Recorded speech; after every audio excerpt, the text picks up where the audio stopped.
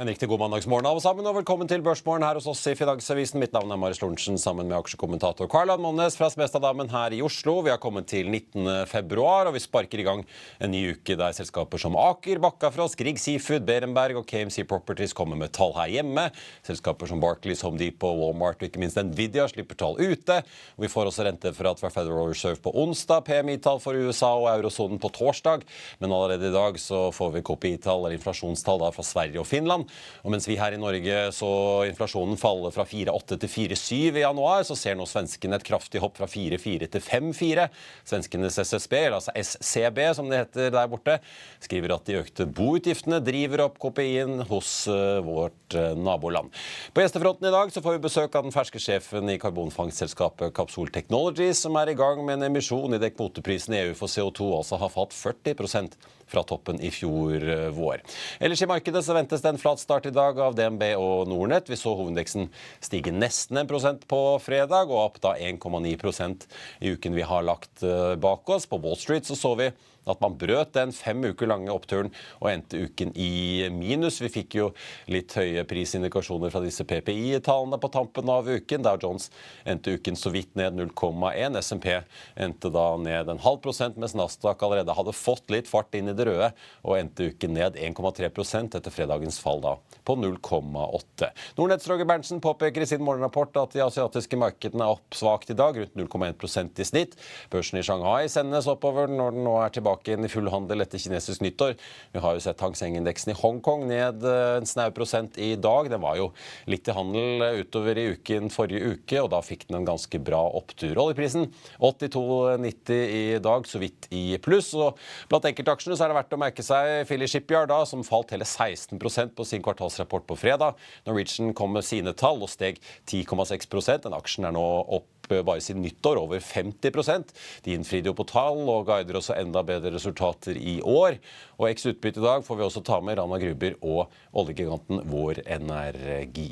God morgen, Karl Johan. God mandag. Det har jo skjedd litt gjennom helgen. Vi har fått hele Navalny dødsfall og komplekse. Vi har sett Lindsey Graham, den kjente senatoren fra Sør-Carolina, gått ut og bedt Joe Biden erklære Russland som en statssponsor av terror, litt som Iran. Så det skjer jo ting på den geopolitiske fronten nå. Ja. Og så venter veldig mange på Nvidia da, selvfølgelig. Ja, det på onsdag.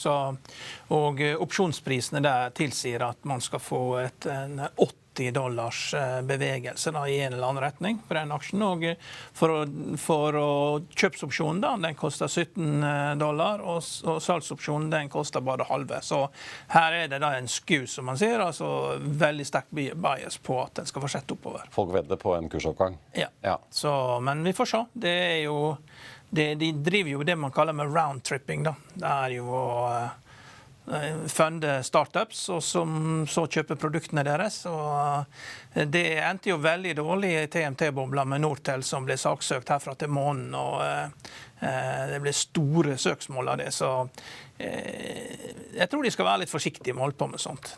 For du klarer aldri å stoppe når du først begynner. Du vet, ett startup en ting, men når du begynner å bli en veldig stor andel av salget ditt, så til slutt så kommer advokatene. Og de kommer hvis en stor kunde taper $100 millioner, så kommer advokatene med en gang. Ja. Da sier de at ok, det har tatt penger, det her det noe misconduct, kan vi gå på CFO? Ja, og da blir det erstatning, og da tar advokatene 20% av dette typisk. Og det så vi jo da med Nortel. Da de ble saksøkt, og selskapet måtte da betale masse erstatning til de store investorene. Og så det fascinerende hvor gjensidig avhengig det av hverandre i den næringen. Og jeg så jo nå den aksjen som nå står stilt for meg navnet Micropower. Nei, den Supermicro, ja. Supermicro, takk. Som har gått som en kule det nå. Nvidia løftet jo omtrent halve markedet, virket det som i fjor. Ja, men de fikk jo intervjuet sjefen. Hvem storkundene der? De lager sånne server racks. Jo, det CoreWeave og Nvidia, så klart utviklingen jo, hvis den ene begynner å slite litt, så... De konkurrerer med HP Enterprises og Dell, og dette jo en gammel skvis. Det har bare skviset prisen opp, og så var det intervju med toppsjefen, og da falt aksjekursen med 25% med en gang de fikk høre han snakke, da, så skjønte de at dette her bare tull. Ja.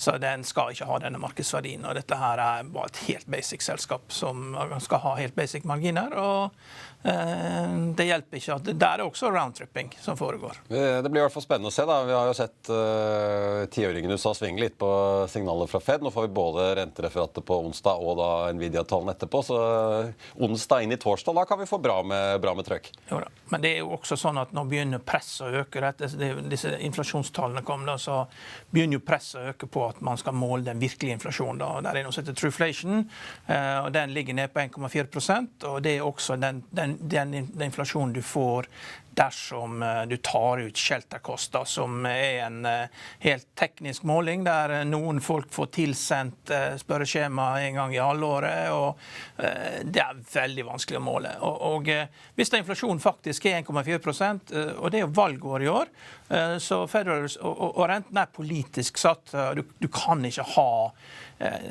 4% realrente inn i et valg, og liksom, og hvis det kan liksom ikke være det som feller økonomien. Altså, det enormt press på sentralbanken mot å kutte rentene, og når du kommer til september så det for sent, fordi at da begynner valgkampen etter Labor Day, så september og oktober kan du ikke gjøre noe, så du må gjøre det før ferien. Du må gjøre det før august for at det skal virke, og det kanskje noe sånt økonomien trenger, fordi at dette ikke 70-tallet, altså. Det ikke det, altså. Så det var veldig mange ting som man hadde da som man ikke har nå. Nei.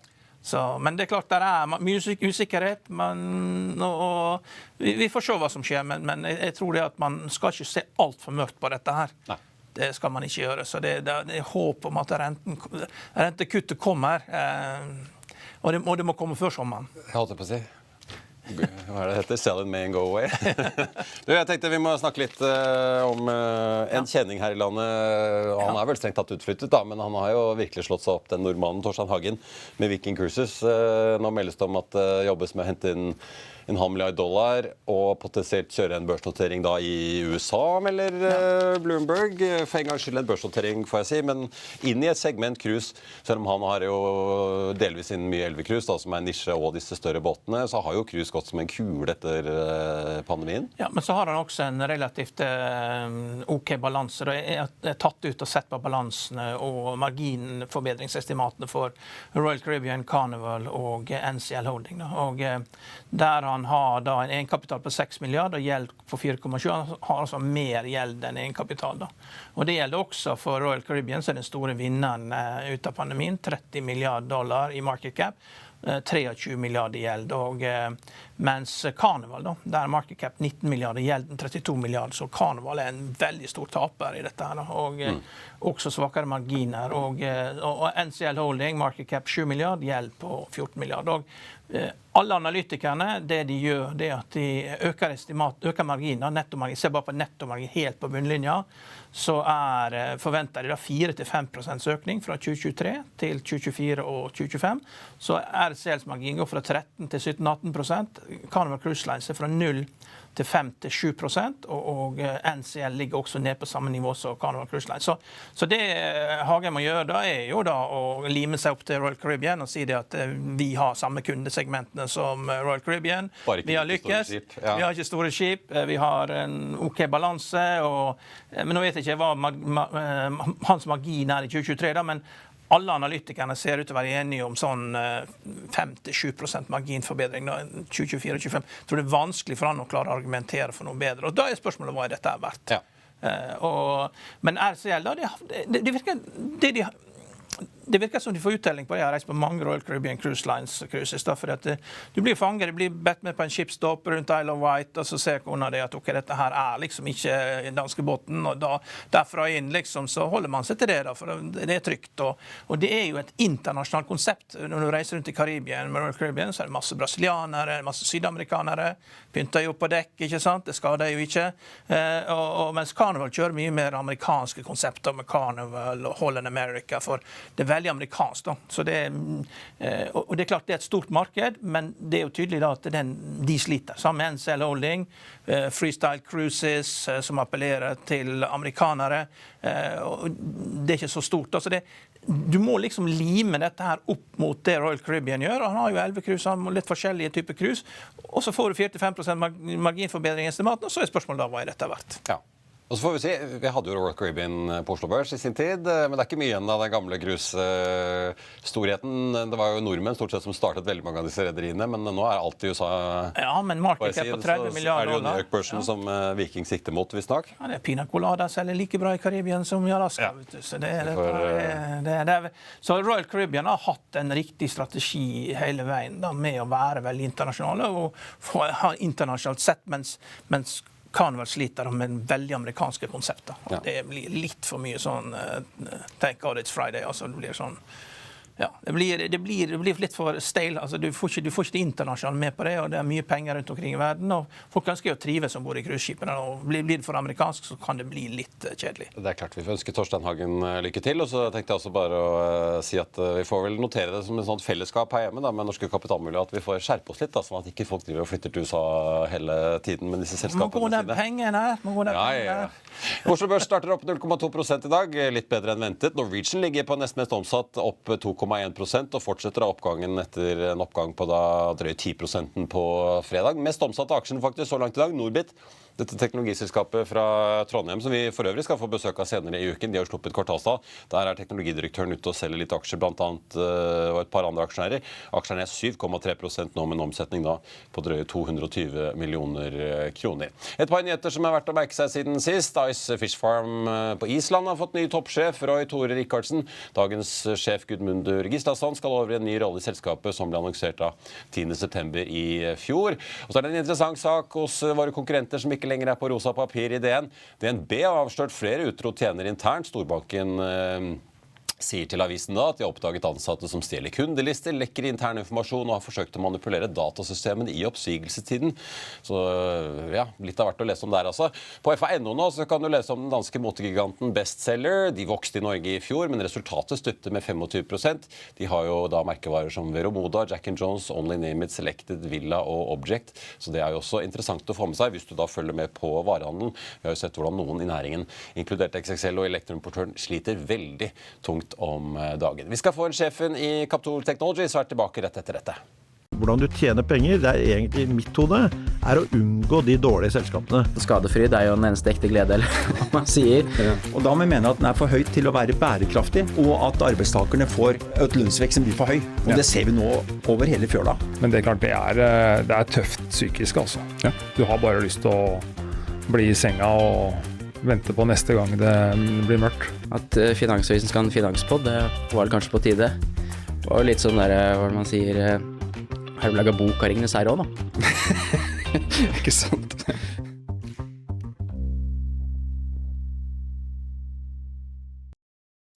Da skal vi til dagens gjest, som også kom inn i styret i selskapet i fjor høst, før hun suset opp til topps nå i midten av februar.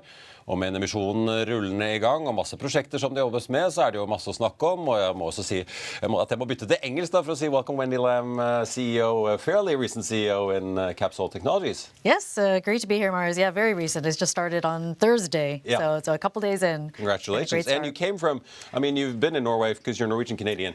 You've been in Norway for quite a few years, so you understand Norwegian. Yes, husband's Norwegian, so I've been here. And you've been working for big companies like GE, as well as Baker Hughes most recently on climate technology. Yeah, exactly. And I was with Rolls-Royce Marine before that.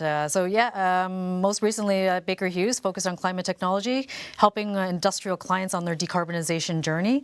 So I understand pretty well what industrial companies are dealing with. It's a lot of pressure, but also opportunity on the emissions front. How do you see, because we have in Norway, Capsol obviously being one of them, but we also have Aker Carbon Capture. Yes. We have sort of a small community of companies going for this big CCS business. Mm-hmm. how's our chances in Norway actually making this a significant industry, do you think, on a global scale? Well, first of all, I mean, the global carbon capture market is massive, and this is one of the reasons why I joined Capsol, because the market and the investments are happening now. So there's going to be room for a lot of players, room for us to, do really well alongside other ones. And I think for Norway, Norway's not a big emitting country, so obviously Norway's focusing a lot on the storage capacity so that it can take carbon CO2 emissions from around Europe and then store that and make that as a business. And that built on a lot of great experience from the oil and gas business. You just, like I said in the intro, announced the capital raise now, just over 88 million at 12.60. You ended on 12.50 on Friday, so that's, I guess, the opposite of a discount. And you also signed up for your first shares, about 200,000 kroners.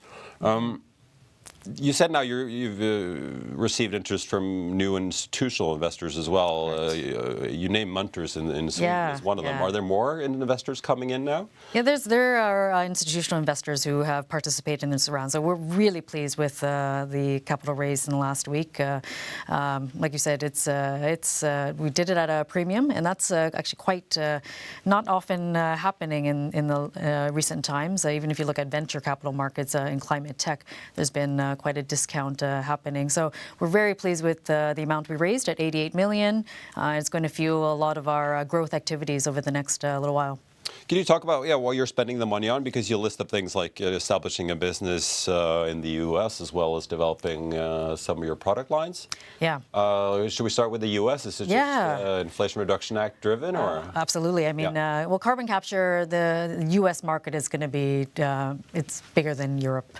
So if you're going to be a carbon capture business, you need to be there. And it's not just the US, it's Canada as well. And the reason why those are such big markets is, yes, because of incentives like what the Inflation Reduction Act offers. They're offering $85 per ton of carbon captured. So that's making a lot of projects more bankable and profitable. So you're seeing a lot more investments in projects there. If you look at Canada, there are also incentives, but that's going to be more on the capex side of things. So you can see 50 to 60% of capex for carbon capture projects are being offered for projects to come.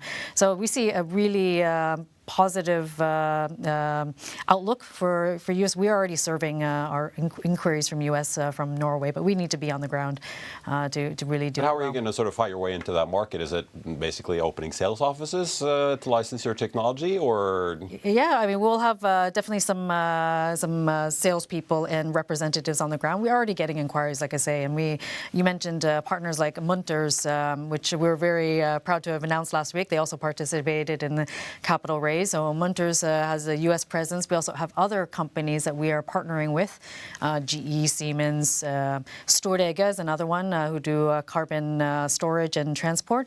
They are also present in the U.S. So we'll be working with a great partner base to basically build out our business there. And like I said, the market is really happening now, and there's no shortage of inquiries to respond to. As an investor, because you're also spending money on your product lines, especially the ones in gas turbines, yes. You said. What can investors expect now? Will you need more equity raises going forward before this becomes a cash positive business, or? Yeah, well, actually, what's nice about Capsol Technologies, we have a business model that actually allows us to already break even this year. But because of this market opportunity that we see opportunity to take some more capital and move more aggressively into growth. So our engineering studies and our demonstration units pretty much fund themselves, and then that lays the way for licensing agreements and fees that go almost right to the bottom line. So it's a really nice business model to have. I think for these other product lines that we are expanding in, such as gas turbine, as you mentioned, there's some new solutions that we are going to be investing in. There's not a good solution for carbon capture for gas turbines today, and that's because the concentration of CO2 is so low out of it. So there hasn't been an economical way of doing this. So what we have been able to do with our technology is take the energy that comes out of that gas turbine and get the carbon capture for free. So it's really interesting. We've already working with the 2 global leading gas turbine providers on that solution, and that's also what some of the funding will go towards. But still, if you look at your sort of cash flow now, operations, you ran just over 8 million last year. You're investing obviously a lot of money. Yeah. But are you then planning after this equity raise to actually go cash positive by the end of this year? It's a possibility for that. Again, we have part of the reason for this capital raise is to move into growth and take advantage of that market that is out there, especially in the Americas. The other thing we want to do is expand our demonstration units. So we are capturing carbon today with these smaller units that can be put on customers' sites. It gives customers to actually test how the carbon capture process will work with our process. So that's going to be another area. These are called Capsol Go units, and we have a couple of these operating already in Germany. I have to ask you about the market, because you say, like in the U.S., the U.S. government has chosen a path of giving out carrots for either producing hydrogen or capturing CO2 or selling electric cars. In Europe, we have the ETS quota trading system. But we've seen the prices now, because I remember in the industry for carbon capture, people seemed very excited back in the spring last year when suddenly the ETS price passed over 100 euros. Yeah. We've seen now quite a significant fall in the recent months, down to just 59, I checked this weekend. Yeah. What effect does that have on your industry? Does that mean people are will take a step back and say, maybe we can push back these investment plans a little bit, or? Well, of course, it introduces some questions, but when we look at carbon capture, it is a longer-term play. And if you look at the amount of CO2 that needs to be captured from now till 2050 to meet any kind of variant of the climate goals, there's a lot that needs to be done, and the pressures on businesses aren't going away in the longer term. They need to comply with regulation, they need to meet their stakeholder and shareholder demands, and they need to stay competitive. So having to deal with the carbon problem and the emissions problem isn't going away, despite some movements in the ETS pricing. That's what we are seeing. We have no slowing down of inquiries for studies, especially in the cement sector, for example. That's an area where it's going to cost a lot more to emit in the future. But can this prolong the studies phase? You're big now in feasibility studies, obviously small demonstration plants. But could this prolong the period until you get more final investment decisions from big cement producers or waste-to-energy plants, and like you're involved in Sweden? So, you see something like the CBAM, or carbon border adjustment mechanism, which is making, again, it's going to charge emitters like cement producers for emitting CO2, and they can no longer just move out of Europe to keep emitting as if they want to sell back into the EU. So that's not changing, and we're not seeing any evidence of slowdown in this area. If anything, we've seen a lot of acceleration and activity. That's what 2023 was all about. We had, multiple times studies than we had before, and we have become an emerging competitive solution for the cement sector, because we just don't need as much energy to capture the CO2 in that sector. And use of energy is basically what translates to cost for carbon capture. You just started your job as CEO, so have you had time to look into the numbers to see who your clients are, how much they are paying you, different type of clients? Yeah, I've had definitely a chance. I've been part of the board since the end of September. Okay. So when obviously now there's just been a capital raise, you have two brokers following you, so the estimates might not be updated. But before they did the new issue, there's revenues for 36 million in 2023, and they estimated 126 million for 2024. Will these numbers change, you think, after the new issue when you get the capital in? Will they hike the numbers? And where does all this money come from? Where does the 126 million? Who's paying you that? So we have three ways of generating revenue. One is the engineering studies that basically provide our blueprint for our design to emitters, so to factories. So that's engineering studies. And then the second is demonstration units, these mobile units that are actually capturing carbon today. And those pretty much fund themselves, and those will be growing. And then the third source of revenue, which is the biggest one, is these licensing fees. So once a project decides to build a carbon capture plant with our technology, and then once that FID or investment decision goes through, we would get a payment on license fees. So the sources of revenue stay the same. We haven't. I can't comment on specifically the guidance and how that changes with this latest capital raise, but we do see a very optimistic path ahead. I'm familiar with Munters. I Yes. traveled with them in the US. Yes. So, I mean, they're sort of what people know them for is that when there's flooding, they move in with vents to sort of put the temperature on 70 degrees and they dry up things. And they're known for wanting to improve the air quality in all the schools in America. But how do you link up with Munters? Why do they take a strategic interest with you? What is it they see in you that links with their businesses? Yeah, so we're working with their air tech business, this same group that you have experience with, and they have equipment that actually helps with the carbon capture systems that makes them more efficient. So we're working with them specifically So they're going to sell you equipment? No, actually, they create equipment that goes into our design. Okay. So in addition to them participating in the capital raise, we signed a development agreement with them on technology. So we will be looking for ways to, take our design with their technology to make the carbon capture system even more efficient. And this is all about, again, energy, how you use that energy in the system, because that energy is the cost. So our team was already in Sweden last week working with the Munters team on some of these Swedish things. engineers better than Norwegian engineers? We're all good. Yeah. What's nice about Munters, they have a global team as well. Yeah. And, So you don't make any new enemies now. How does hydrogen production look now for you? Because obviously waste energy is a big sector growing. Cement, like you said, gas turbines for power production is obviously interesting. Yeah. But hydrogen seems like a new venture. But when we talk to people in the big oil companies who are looking into this, or other renewable companies looking into this, a lot of them talk about the lack of customer interest, or there might be verbal interest, but very few are willing to actually sign a contract to commit to a purchase of X tons in year X. Yeah. What do you see in that segment? Because obviously blue hydrogen could be a big deal for CCS. Yeah, I mean, hydrogen, there is a role for hydrogen, but it's not for everything. And it is an expensive source for decarbonization. I mean, for carbon capture, I see that as something that can be deployed shorter term. And if you look at the cost to do an energy transition, to flip everything over to hydrogen, it may not make sense.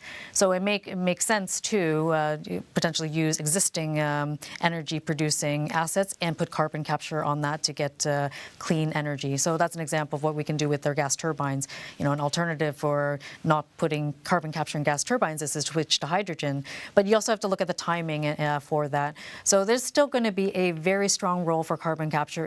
There's actually no energy transition scenario that does not have a significant element of carbon capture. And if you look at bioenergy and then putting carbon capture on top of that, so where you burn organic matter to create energy and then, of course, capture the carbon, you create a negative carbon energy source. So that's also going to be an option over hydrogen in the shorter term. And actually, it's a form of carbon removal, so it's going to be very important. But you're not seeing, you're seeing more interest in other sectors other than hydrogen production, Yeah, absolutely, and hydrogen is definitely going to be needed. But this is such a massive change that you're going to need all ways of coming up with a decarbonized industry, including how to handle waste heat. And our solution actually has a nice way of using waste heat to get the carbon capture, which is what makes it economical. Before we wrap up, I have to ask you, like I asked your predecessor, Jan, being a growth company with, obviously, you have a number of resources and personnel, and you had to raise equity, obviously, to do this U.S. push. How do you think about prioritizing both your capital and your personnel now when you've got expansion in the U.S., you obviously got a big push in Europe, but you also have a lot of different segments with different types of customers. Are there segments that you're going to put lower on your priority list and prioritize other things over that, or? Well, there's a lot of ways that carbon capture can be applied, but our key segments, the 4 key segments, are the cement sector, which again last year became a very an area where we were competitive in. There's this biomass, as I mentioned, burning biomatter and putting carbon capture to get negative carbon power. There's waste energy, so burning of landfill matter to create energy and putting carbon capture on that. That's another area where we're competitive. And then The newest areas is gas turbines. So with those 4 areas, we actually have a nice area of focus. And the way we deploy our technology is with licensing. We are commercially ready. We work with partners. So it actually makes it very easy for us to work in different geographies as long as we have that strong partner network. So your U.S. expansion doesn't have to go on sort of or limit your U.S. or your European ability to absolutely expand not. Absolutely not. It's we have a very scalable way of expanding. You don't have to wait for us to build a factory to get our solution out there. So we will work with partners who will do that with us and get the best equipment. It also allows us to comply with any local content requirements that some countries may have. So you don't have to buy our equipment that's built in a certain geography to deploy our technology. And do you expect any big FIDs coming along this year from your customers, moving from pilot and demo over to full scale? Yes, we have 2 license agreements we've already signed, and the biggest one that you have heard is the largest biomass plant in Scandinavia. This is with Stockholm Exergy. So we are definitely expecting an FID there, and that's a very big plant, 800,000 tons of CO2 captured per year. So really looking forward to seeing that come through as well. Wendy Lam, CEO of Capsol Technologies, thank you for joining us. Thank you. Jeg tenkte bare på slutten å si at Oslo Børs da ser ut til å lande opp 0,2% nå utover formiddagen, så får vi se hvordan vi runder av uke. Det er første dagen i uken. Capsol Technologies opp 3,2% i dag. Ellers er det også verdt å merke seg Norbit, teknologiselskapet som faller nesten nå 6% etter at blant andre teknologidirektøren har solgt unna litt aksjer. Equinor har karret seg oppover forbi Norwegian. De ligger opp en drøy prosent. Norwegian fortsatt opp da 2,3% etter fredagens kraftige oppgang. Det var børsmorgen for denne mandag 19. februar. Husk å få med deg økonominyhetene 14.30. Da har vi med oss Trygve Hegnar. I mellomtiden så får du som alltid siste nytt på F1 og gjennom hele dagen. Ha en riktig god mandag alle sammen. Vi ses.